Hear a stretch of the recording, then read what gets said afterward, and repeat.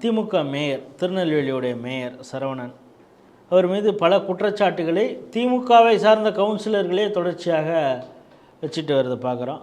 2 மாதத்துக்கு ஒரு தடவை ஒரு 40 பேர் கிளம்பி அறிவாலயத்துக்கு வந்து புகார் கொடுப்பாங்க. ஆனால் அவர் மீது எந்த நடவடிக்கையும் எடுக்கப்படுவதில்லைங்கிறத பார்க்குறோம். இப்போது என்ன ஆயிருக்குன்னா, நேற்று அவர் வந்து ஒரு கூட்டம் நடத்தணும். அதில் கிட்டத்தட்ட ஒரு 40லேருந்து 50 ரெக்கமெண்டேஷன்ஸ், பல திட்டங்களை வந்து சம்மந்தமாக அறிவிக்கணும் அப்படின்றது.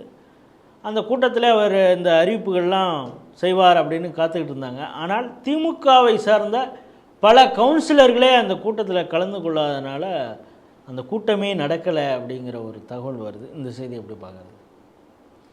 இந்த நாடாளுமன்றத்தில் சில திமுக எம்பிக்கள் பதவியேற்கும் போது உதயநிதி வாழ்க, அதாவது 23 பேரில் 10 பேர் உதயநிதி வாழ்கன்னு சொல்லியிருக்கான், 13 பேர் சொல்லலை. 13 பேர் சொல்லவில்லை என்பது முதல்வருக்கு பெரிய ஷாக்கு, உதயநிதிக்கு ஷாக்கு அப்படிலாம் சொல்லப்படுகிறது. கனிமொழி சொல்லலை, தமிழச்சி தங்கப்பாண்டியன் சொல்லலை. ஆனால் தயாநிதி மாறன் சொல்லிட்டாருங்க. எனக்கு ஆச்சரியமாக இருக்குது. தயாநிதி மாறன் ஏன் சொன்னாருங்கிறது அது அதில் இன்னொரு விஷயமா இருக்குது. பாதி பேர் இப்போ சொன்ன பெரும்பாலானவர்கள் இன்பநிதி பெயரை சொல்லலைங்கிற ஒரு வருத்தமும் இருக்கலாம். இப்போ தயாநிதி ஏன் சொன்னாங்கிறது எனக்கு புரியலை. கனிமொழிக்கு எதிராக வந்து விட்டாரா அப்படிங்கிறது ஒரு கேள்வி இருக்கிறது. தமிழச்சி ஏன் சொல்லவில்லை, தமிழச்சி அதெல்லாம் இருக்குது.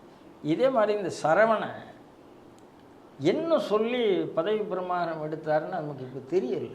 அவரும் உதயநிதி வாழ்க அப்படின்னு சொல்லினாரா எனக்கு தெரியலை. ஏன்னா திருநெல்வேலி வெள்ளக்காடாக இருக்குங்க, தூத்துக்குடி வெள்ளக்காடாக இருக்குங்க.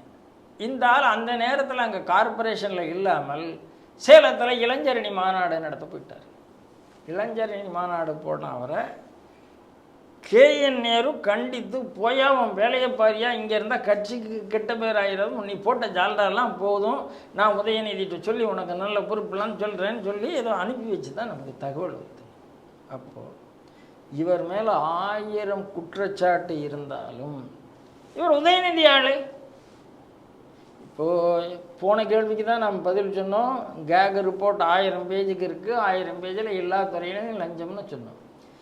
திருநெல்வேலியில் எல்லா திட்டத்திலையும் இவருக்கு லஞ்சம், இவர் லஞ்சம் வாங்குறாருன்னு குற்றச்சாட்டு திமுக கவுன்சிலர்களே சொன்ன பிறகும் இவரை மாற்றவில்லை என்றால் லஞ்சத்தினுடைய பகுதி கரெக்டாக எங்கே போகணுமோ அங்கே போகுது. அப்படி தானே பார்க்க வேண்டியிருக்கு. அவ்வளோதான். அதனால் திமுககாரர்களால் இவனை மாற்ற முடியுமா? முடியாது. ஏன்னா இவர் அந்த இடத்துல ஸ்ட்ராங்காக இருக்கிறார். யார் வாழ்கைன்னு சொல்லணுமோ அவருக்கு சொல்ல தெரிகிறது, யாருக்கு கமிஷன் கொடுக்கணுமோ அவருக்கு கொடுக்க தெரியுது. அப்படி தான் நம்ம பார்க்க வேண்டியிருக்கு. அதனால் திமுககாரங்க முயற்சி பண்ணி பார்க்கட்டும் இவர் தூக்கத்துக்கு. நம்மளை பொறுத்தளவு ரொம்ப தெளிவாக சொல்லுகிறோம், சரவணன் ரொம்ப ஸ்ட்ராங்காக இருக்காருப்பா அப்படிங்கிறது தான் நம்மளுடைய கருத்து. ஏன் அவருக்கு பின்னால் யார் இருக்கா அப்படிங்கிறது நீங்கள் பார்லிமெண்ட்டில் இன்றைக்கி ஒரு 10 பேர் பண்ணாங்க இல்லையா, அவங்கள பார்த்து அதே மாதிரி இவர் இருக்கார் அப்படின்னு புரிஞ்சுக்கணும்.